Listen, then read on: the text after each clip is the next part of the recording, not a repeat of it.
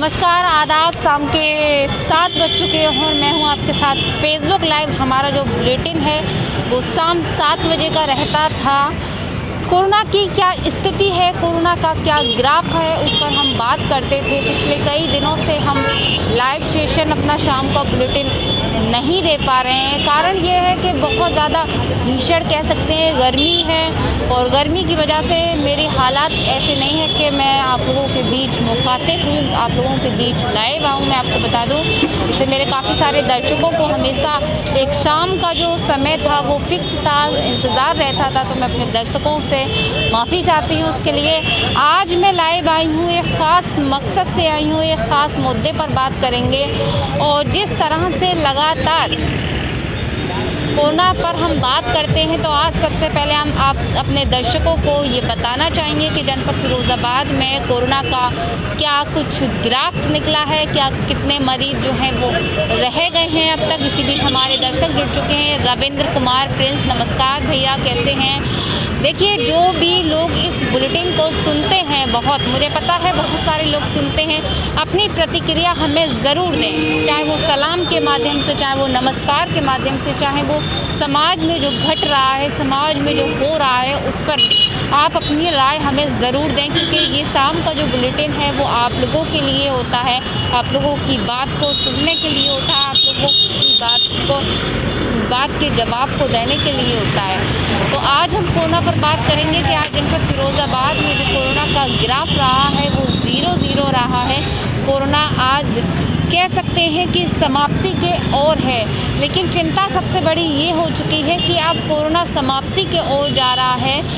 वहीं अगर हम लोगों की बात करें तो लोग लापरवाही बहुत ज़्यादा बरतते हुए दिख रहे हैं। वहीं आज हम आपको एक बड़ी खबर और बता रहे हैं कि WHO ने ये डिक्लेयर कर दिया है, ये बोल दिया है कि कोरोना की तीसरी लहर आएगी, और तीसरी लहर जो है वो सबसे घातक होगी। बच्चों पे बहुत ज़्यादा इसका प्रभाव पड़ेगा। मैं आपको जानकारी दे दूं। वहीं मेरे बहुत सारे दर्शक जुड़ चुके हैं, आप सभी का पुनः स्वागत है। काफ़ी दिन बाद मैं लाइव आई हूँ, तो अपने दर्शकों से कुछ बात भी करना चाहूँगी। रविंद्र कुमार प्रिंस मैम, आज का कोरोना अपडेट क्या है? रविंद्र भैया, आज कोरोना के मरीजों की जो संख्या है वो 0 है जनपद में, यानी कोरोना के मरीज जो हैं वो 0 निकले हैं, यानी कि नहीं निकले हैं। वहीं एक्टिव मरीजों का सबसे बड़ा सवाल है, तो एक्टिव मरीज जो हैं वो कुल 7 मरीज कोरोना के एक्टिव ही जनपद फिरोज़ाबाद में रह गए हैं। तो बहुत जल्द अब ये 7 भी ख़त्म हो जाएंगे। लेकिन अब डर और जो तनाव है, जो चिंता का विषय है, वो आने वाली तीसरी लहर है जो कि डिक्लेयर कर दिया गया है। वहीं सरकारें भी इस चीज़ को लेकर बहुत ज़्यादा प्रयास कर रही हैं, तैयारियां कर रही हैं कि आने वाली तीसरी लहर को हम कवर कर सकें।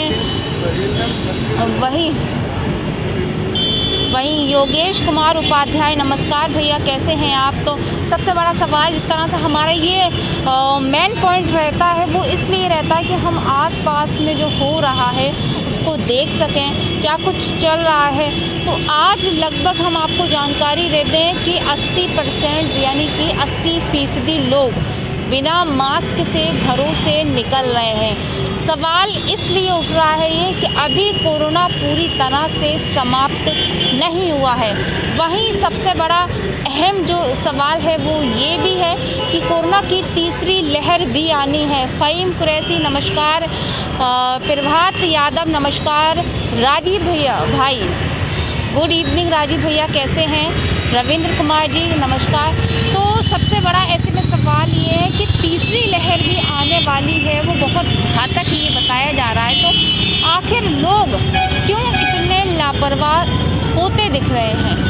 हम बाज़ारों में जब देखते हैं, दुकानों पे देखते हैं, मॉल्स में देखते हैं, लोग बाज़ारों में जब वाहनों में बैठे होते हैं, सवारियाँ, उनको देखते हैं हम, तो किसी के भी मुंह पर मास्क नहीं लगा होता।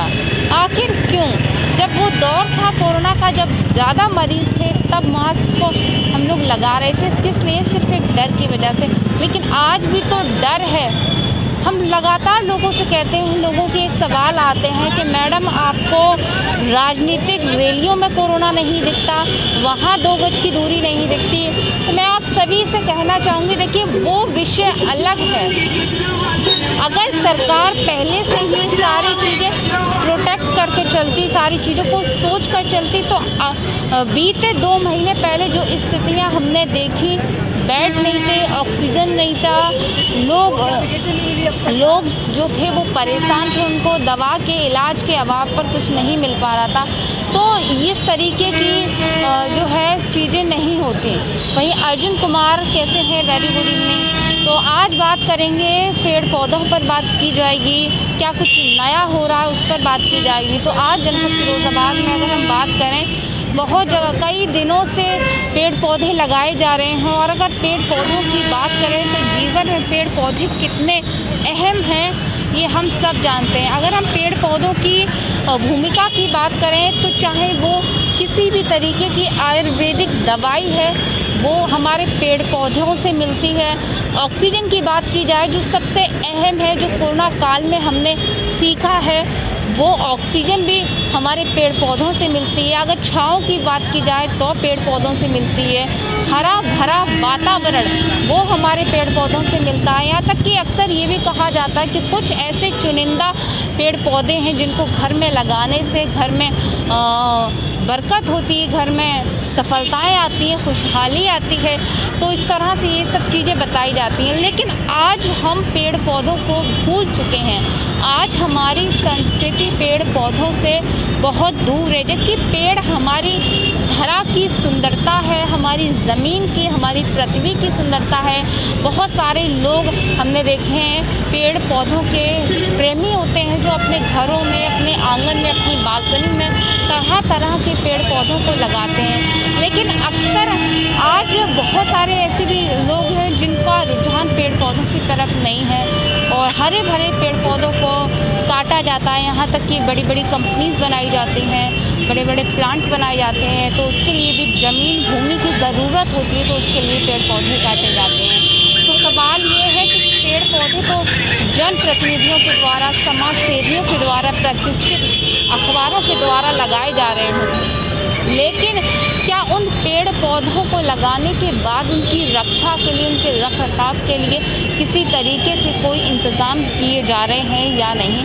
अक्सर लोग पेड़ पौधे लगा लेते हैं, लेकिन पेड़ पौधों की अगर बात की जाए तो आज भी ऐसे कुछ पेड़ पौधे होते हैं पानी की वजह से वो सूख जाते हैं, मैं आपको जानकारी दे दूं, और वो टूट जाते हैं वहीं के वहीं।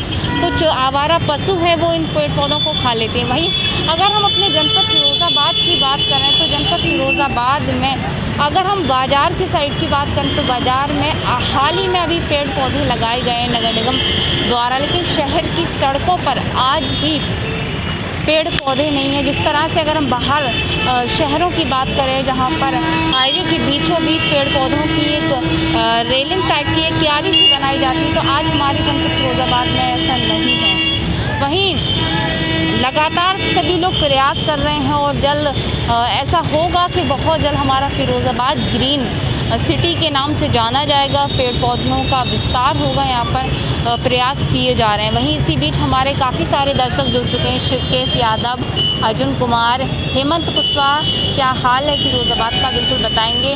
मोहम्मद फैसल कैसे हैं? लक्ष्मण सिंह कैसे हैं? विपिन राठौर, मंत्रिमंडल में एसपी सिंह को मिली जगह, आगरा सांसद बने केंद्रीय मंत्री, बिल्कुल। तो इसी बीच काफ़ी सारे सुनील कुमार जैन आज कई दिन बाद लाइव आए हैं। बिल्कुल सुनील भैया, हम काफ़ी दिन बाद लाइव आए हैं, क्योंकि अगर हम भीषण गर्मी की बात करें तो गर्मी का जो हालात हैं, पिछले कई सालों का गर्मी ने इस बार की रिकॉर्ड तोड़ा है, क्योंकि मानसून भी शुरू हो गया है, लेकिन अभी तक भी बरसात नहीं देखी जा रही है। आपको जानकारी दे दूँ मैं, जिस तरह से इन दिनों तो बरसात होती थी, मैं आपको बता दूं, गर्मी इतनी है कि लोग अपने घरों से बाहर नहीं निकल पा रहे हैं। टेम्परेचर जो है वो इतना ज़्यादा है। ज़मीन की अगर बात की जाए, सड़कों की बात की जाए तो जल रही हैं आग, जैसे आग जलती है इस तरह से जल रही हैं। तो ऐसे में गोपाल सिंह कैसे हैं? गर्मी बहुत पड़ रही है। बिल्कुल अर्जुन जी, मैं आपकी बात से सहमत हूँ, गर्मी बहुत पड़ रही है। वहीं लगातार हमारे काफ़ी सारे दर्शक जुड़ चुके हैं। तो ये हमने पेड़ पौधों पर बात की। वहीं अगर हम बात करें कुछ चीज़ों पर, जिस तरह से हाल ही में अभी भागवत जी, जो मोहन भागवत जी हैं, उनका एक बयान आया है कि हिंदू मुस्लिम सभी एक है। मैं अपने दर्शकों से जानना चाहूँगी आखिर इस बयान को लेकर आप लोगों का क्या कुछ नज़रिया है, क्या सोचते हैं, किस तरह से इस बयान को आप एक्सप्लेन करना चाहते हैं। तो अपने दर्शकों से इस बारे में मैं बहुत ज़्यादा विस्तार में नहीं, लेकिन आप एक लाइन में मुझे अपनी प्रतिक्रिया अवश्य दें। गोपाल गुप्ता कैसे हैं, तो ज़्यादा से ज़्यादा शेयर करें। और जनपद फिरोजाबाद में मैं छोटी से छोटी, बड़ी से बड़ी समस्याओं का समाधान करने का पूरा प्रयास करती हूँ, शासन प्रशासन तक पहुँचाने का प्रयास करती हूँ, मैं आपको जानकारी दे दूँ। और आज मुझे खुशी होती है कि कुछ चीज़ें हैं जो हमारे समाज में हो रही हैं, मैं आपको बता दूँ। और उनका जब हम विस्तार, मतलब एक निष्पक्षता से दिखाते हैं, सच्चाई को दिखाते हैं, तो हमें बेहद खुशी होती है कि कहीं ना कहीं ये चीज़ें जो हैं हमारे कैमरे के माध्यम से इसमें बदलाव आ रहा है। वहीं अभी 2-3 दिन पहले हमने देखा कि नगर निगम द्वारा एक आई लव फिरोज़ाबाद और मेरा फिरोज़ाबाद नंबर 1 जैसे एक जो टाइटल है, जो स्लोगन है, वो हाईवे पर लगाए गए हैं। लेकिन सवाल ये है कि ये बहुत अच्छी बात है, लेकिन अगर हम हाईवे की बात करें तो हाईवे पिछले कई वर्षों से अंधेरे में डूबा हुआ है।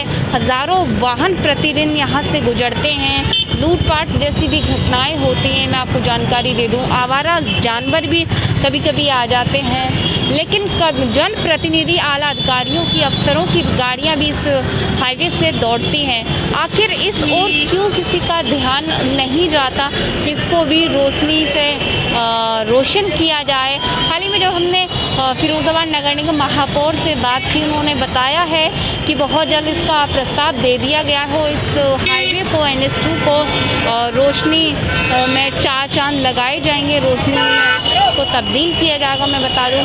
लेकिन दूसरा सवाल ये है कि जिस तरह से आई लव फिरोज़ाबाद टाइटल जो डले हैं, प्लेट डली है, स्लोगन, इसमें सबसे बड़ा सवाल, नमस्कार, आप लोगों का बहुत बहुत स्वागत है, अंकित जी नमस्कार। तो इसमें सवाल ये है कि अक्सर हम प्रतिदिन लोगों को देख रहे हैं कि उसको एक तरह से सेल्फी पॉइंट बना रखा है, मैं आपको बता दूं।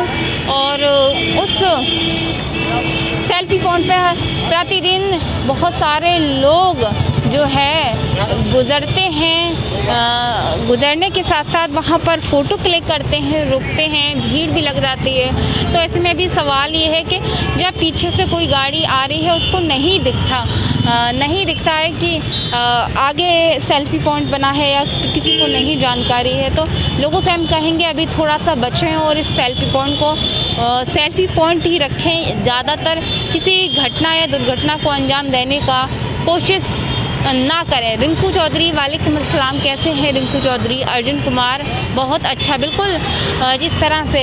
वहीं आज जगह जगह पौधारोपण किया गया दैनिक जागरण के द्वारा, इसमें कई समाज सेवियों के साथ नगर निगम प्रशासन, महापौर, विधायक, सांसद मौजूद रहे और बहुत जल्द फिरोज़ाबाद को हरा भरा बनाने के लिए भी एक तरह से प्रयास किए जाएंगे। सिकेश यादव नमस्कार, कैसे हैं? तो आप लोगों से मैं जानना चाहूँगी, अपने दर्शकों से जानना चाहूँगी क्या कुछ राय है इस मुद्दे पर, इस बयान पर कि मोहन भागवत जी का बयान आया है। भारत में रहने वाले हर भारतीय जो हैं वो, आपको बता दें, हर भारतीय जो है वो एक हैं और हिंदू मुस्लिम एक हैं। तो मैं अपने दर्शकों से पूछना चाहूँगी क्या कुछ वो कहना चाहते हैं इस बात को लेकर, इस बयान को लेकर, क्या कुछ उनकी प्रतिक्रिया है। क्योंकि वर्षों से हम ये चीज़ को बोल रहे हैं कि हिंदू मुस्लिम एक है, लेकिन अचानक से हाल ही ये बयान आना कहीं ना कहीं एक आश्चर्य सा लग रहा है कि ऐसा बयान क्यों आया। शिवम वर्मा, बहुत सुंदर रीना जी, धन्यवाद शिवम जी। तो अपनी प्रतिक्रिया हमें ज़रूर दें। तो हम स्पेशली शाम की बुलेटिन में आप लोगों से बात करते हैं और आज हम देखते हैं कि प्रशासन के द्वारा 9 बजे का समय दिया गया था बाज़ार को बंद करने का, साप्ताहिक बंदी अभी बरकरार है। अभी साप्ताहिक बंदी हटी नहीं है। मैं आपको बता दूं शनिवार और रविवार को बंद रहता है, लेकिन हम देखते हैं शनिवार और रविवार को भी समाज को देखते हैं, शनिवार और रविवार को देखते हैं बहुत ज़्यादा ऐसा कुछ खास नहीं है। जनरली लोग निकल रहे हैं, वाहन दौड़ रहे हैं, तो दुकानें भी चोरी छुपे कुछ खुल रही हैं। अब सवाल आता है कि 9 बजे का समय दिया है, तो अक्सर हमने देखा है प्रशासन का कुछ हटीला रवैया है जो हमें साफ तौर पर देखने को मिलता है। अगर कोई पथ विक्रेता, ठेले वाला, रेडी वाला, अगर उसको 10-5 मिनट देरी हो गई तो कहीं ना कहीं हमें नहीं लगता कि हम उसको इस तरह से इतने प्रेशराइज तरीके से उसको हटाएं, उसको भगाएं कि आप जाओ 9 बज गए, बंद करो वरना तुम्हारा चालान काट दिया जाएगा। तो इस बात से मैं बिल्कुल सहमत नहीं हूँ। कोई गरीब व्यक्ति, गरीब नहीं कहेंगे, लेकिन उसका जो रोज़गार है वो छोटा है, सीमित है, और जिस तरह से अगर दोपहर की बात की जाए तो इतनी गर्मी होती है, लोग बाहर नहीं निकलते हैं। मैं आपको जानकारी दे दूँ तो क्या उसकी क्या कुछ ख़रीदा जाएगा। अगर फल वाले की अगर बात की जाए, सब्जी वाले की अगर बात की जाए, तो प्रशासन के द्वारा हम अक्सर देखते हैं यहाँ चौराहों पर उनको थोड़ा सा दबाव बनाया जाता है, उन पर उनको अवैधता से बोला जाता है कि आप बंद करो अपना बाज़ार। तो मैं इस बात से शासन से और प्रशासन से अपील करना चाहती हूँ अपने चैनल के माध्यम से कि जिस तरह से फिरोज़ाबाद के वरिष्ठ पुलिस अधीक्षक का ये कहना है कि जनता के साथ मधुर व्यवहार किया जाए, तो कहीं ना कहीं जनता के साथ मधुर व्यवहार किया जाए और इस बात को सच्चाई के साथ पुलिस कर्मियों को लागू करना चाहिए जनता के लिए। वहीं अगर हम बात करें, कल की एक घटना है कि रसूलपुर थाना क्षेत्र के अंतर्गत एक पेट्रोल पंप है, वहाँ पर एक सिपाही पुलिसकर्मी द्वारा अभी वीडियो सोशल मीडिया पर काफ़ी तेज़ सुर्खियों में वायरल हो रहा है। मैं आपको बता दूं तो उसमें एक पुलिसकर्मी की जो भाषा शैली है वो इतनी गंदी है जिसको हम कह सकते हैं, उसकी हम अवहेलना करते हैं। वो कृत्य है कि अगर किसी ने गलती की है तो उसको एहसास दिलाइए, उसको एहसास दिलाकर उससे कहिए कि आपने ये गलती की है। साथ ही अगर उसने गलती की तो उसको सुधार करने का आप लोग प्रयास कीजिए, ना कि उसके साथ में गलत तरीके का बिहेवियर कीजिए, मिसबिहेवियर कीजिए। मैं आप लोगों से ये बात कहना चाहती हूँ। उस सिपाही के द्वारा इस तरीके की भद्दी भाषा, गाली गलौज भी दी गई उस युवक को। युवक साफ तौर पर कह रहा अगर मेरा मैंने रात में मैं निकला हूँ या मेरा चालान काटिए आप, लेकिन इस तरह से मेरे साथ बदतमीजी से बात मत कीजिए। तो फिलहाल अभी एसएसपी अशोक कुमार शुक्ला ने इस चीज़ को संज्ञान में लिया है और क्या कुछ कार्रवाई होगी आगे बताया जाएगा। वहीं हमारे काफ़ी सारे दर्शक जुड़ चुके हैं, क्या कुछ कहना चाह रहे हैं हमारे दर्शक, तो दर्शकों से जानते हैं। दीपक ठाकुर, नमस्कार दीपक भैया, कैसे हैं आप? अर्जुन, लोग मास्क कम लगा रहे हैं। बिल्कुल अर्जुन भैया, हम देख रहे हैं लोग मास्क कम लगा रहे हैं। मैं ऑन कैमरा आप लोगों के बीच बैठी हुई हूँ, लेकिन मास्क को लगाती हूँ। मास्क लगाने का मतलब ये है कि मैं लोगों को अवेयर करती हूँ कि अभी भी कोरोना है। शिवम वर्मा, पत्रकारों को देखकर ट्रैफिक पुलिस भी काम पर लगी है। कहीं ना कहीं देखिए, एक कैमरे की वजह से हम कह सकते हैं ऐसा नहीं करना चाहिए। सभी को अपनी ड्यूटी को निष्पक्षता से, ईमानदारी से निभाना चाहिए। अर्जुन कुमार, स्कूल खोलने की कोई न्यूज़ अभी नहीं आई। अर्जुन जी, मैं आपको जानकारी दे दूं, जिस तरह से अगर बात की जाए सारी चीज़ें लगभग खुल चुकी हैं। एक शिक्षा के मंदिर, एक स्कूल हैं जो अभी फ़िलहाल बंद हैं, और पिछले 2 साल से बच्चों की पढ़ाई पर, शिक्षा पर बहुत बड़ा लॉस हुआ है।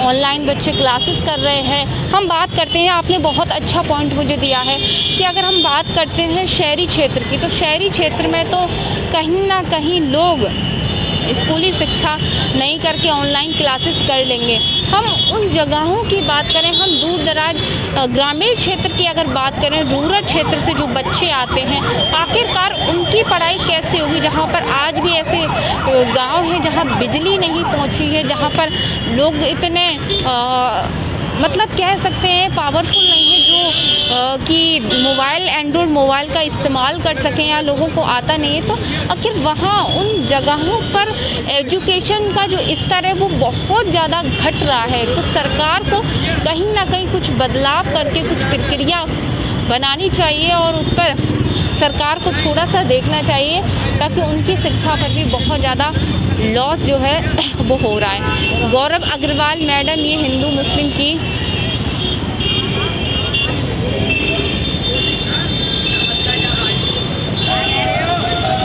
बिल्कुल गौरव जी, मैं आपकी इस बात से पूरी तरह सहमत हूँ। जिस तरह से अगर आज हम समाज में देख रहे हैं तो लगातार लोगों के मन में हिंदू मुस्लिम आज भी हो रहा है। मैं लोगों से ये पूछना चाहती हूँ, मोहन भागवत जी का ये बयान पर मैं सम्मान करती हूँ, जिस तरह से उन्होंने हाल ही में बोला कि भारत में रहने वाला हर व्यक्ति भारतीय है, उसका DNA एक है, और हिंदू मुस्लिम एकता की उन्होंने जो बात कही है। लेकिन मैं उनसे एक सवाल पूछना चाहती हूँ, ये तो वर्षों से हम इस बात को कह रहे हैं, लेकिन अचानक से सवाल को करना, कहीं ना कहीं जो बुराइयां हैं उनको उठाना है, तो इस तरह से ये वक्त बुराइयों को उठाने का नहीं है। हम सबको एक दूसरे का हाथ पकड़ के, हाथ थामकर आगे बढ़ना है।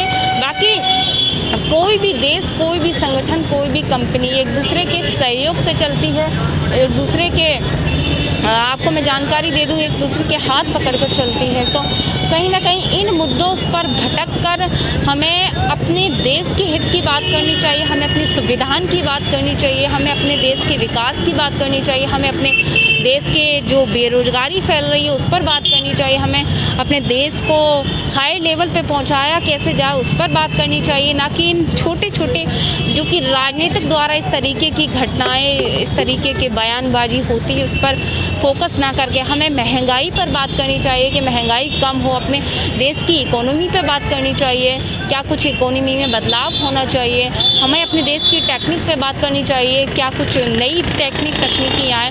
तो मेरा ये मानना है कि इन पर बात करके, ना कि इन मुद्दों पर जो बेमतलब वो बेबुनियादी हैं, क्योंकि हमारे संविधान में जो हमारी प्रस्तावना है उसमें धर्मनिरपेक्ष, पंथ निरपेक्ष जैसे शब्द इस्तेमाल किए गए हैं। मैं आपको बता दूं तो हमारे भारत में कोई धर्म नहीं है, सिर्फ एक धर्म है, एक भगवान है, एक अल्लाह है, तो उस पर फोकस करना चाहिए।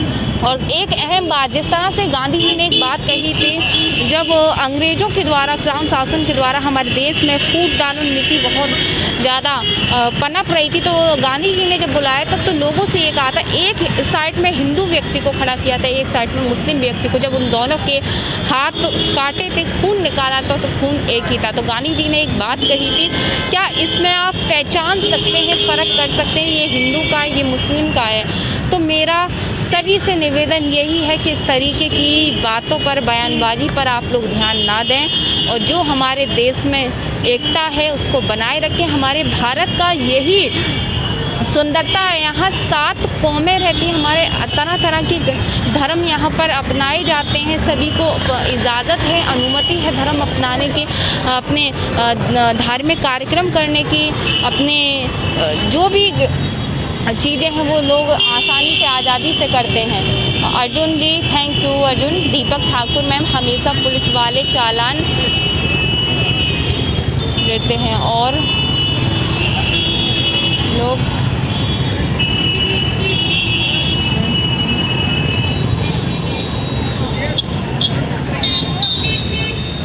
बिल्कुल, मैं आपकी बात से इससे सहमत हूँ दीपक जी, मैं आपको बता दूँ, लेकिन ऐसा नहीं करना चाहिए। पुलिस को भी थोड़ा सा देखना चाहिए, जिस तरह के नियम हैं उनका पालन करना चाहिए। प्रिंस जैन, हेलो नमस्कार, कैसे हैं प्रिंस आप? तो व्हाट्सएप में ऐड करें, बिल्कुल किया जाएगा। तो आज ये कुछ तमाम खबरें थी, कुछ अहम मुद्दे थे जिन पर हमने बात की, जिन पर आप लोगों की राय को जानने की कोशिश की, और कुछ जानकारियाँ थी जो आपको दी। वहीं आपको चलते चलते एक बार फिर कोरोना की एक जानकारी दे दें कि जनपद फिरोज़ाबाद में कोरोना का ग्राफ 0 रहा है। वहीं एक्टिव मरीज़ यानी कुल मरीज़ जो हैं एक्टिव जनपद फिरोज़ाबाद में वो 7 रह गए, बहुत जल्द ये भी ख़त्म हो जाएंगे। लेकिन WHO ने तीसरी लहर की साफ स्पष्ट कर दिया है कि आने वाली है, तो उसको ना आए वो तीसरी लहर, उसके लिए इंतज़ाम करें, प्रयास करें। अर्जुन जी, मेरा नंबर आपको इस स्क्रीन पर मिल जाएगा, अगर इस स्क्रीन पर नहीं मिलता तो आप हमारे फेसबुक पेज पर नंबर देख सकते हैं, उस पर नंबर लिखा हुआ है, इस पर से आप उस पर कर सकते हैं। और अगर फिर भी लोगों के पास नंबर नहीं पे, एक बार पुनः लोगों को दोहराना चाहूँगी, 99175 2024 ये मेरा नंबर है, केवल व्हाट्सअप नंबर है। व्हाट्सअप पर ही बात करें। आपकी जो भी समस्या है आप उसको रखें, अपने मोहल्ले की गली की जो भी जानकारी आप हमें ज़रूर दें। प्रिंस जैन, मौसम के बारे में कुछ अभी फ़िलहाल कुछ नहीं आया। मौसम के बारे में मैं आपको बता दूँ। विशाल दीक्षित, कैसे हैं भैया आप? तो क्या कुछ आज की ख़ास खबरें रही, इस पर बात की हमने। और कोरोना का ग्राफ बहुत जल्द कम होने वाला है, तो उस पर सभी लोग अपनी नज़र बनाए रखे हुए हैं। और बहुत जल्द हम यही प्रयास करेंगे, यही प्रार्थना करेंगे कि जल्द हमारे देश में कोरोना पूरी तरह से ख़त्म हो जाए। हमारे देश दुनिया का पहला यानी नंबर 1 देश बन जाए कोरोना मुक्त, जिसने सबसे पहले देश में कोरोना को ख़त्म किया है। तो सभी लोगों से मैं यही निवेदन करती हूँ कि अपना ख्याल रखें और आने वाली तीसरी लहर का इंतज़ार ना करके उस पर काम करें। गर्मी बहुत है, राहत अभी नहीं है। कैसे राहत मिलेगी? क्योंकि मैं भी पिछले कई दिनों से फेसबुक लाइव गर्मी की वजह से नहीं आ रही हूँ। सलीम खान, कैसे हैं? मोहम्मद आकिब, बारिश तो फ़िलहाल नहीं हो रही। आकिब जी, अगर आप फ़िरोज़ाबाद से तो आपको शायद पता होना चाहिए, फ़िलहाल अभी नहीं हो रही। इमरान मंसूरी जी कुछ लिख रहे हैं, ब्रेकिंग न्यूज़।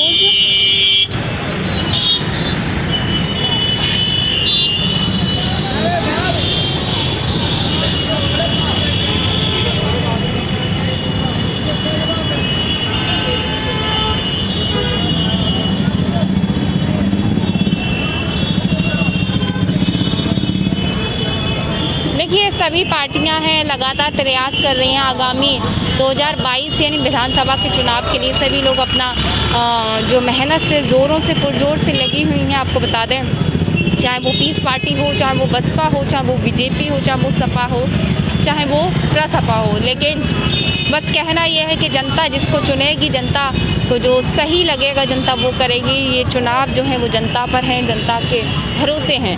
तो सभी से बस यही निवेदन है कि अपना मत बहुत ही सावधानी से दें, क्योंकि आपका मत से ही आपका देश का भविष्य बनता है। आपको जानकारी दे दें, प्रिंस जैन, कोरोना से ज़्यादा गर्मी से लोग ज़्यादा परेशान हैं। बिल्कुल सही कहा प्रिंस आपने। मोहम्मद आकिब, सैटरडे और संडे का लॉकडाउन कब खुलेगा?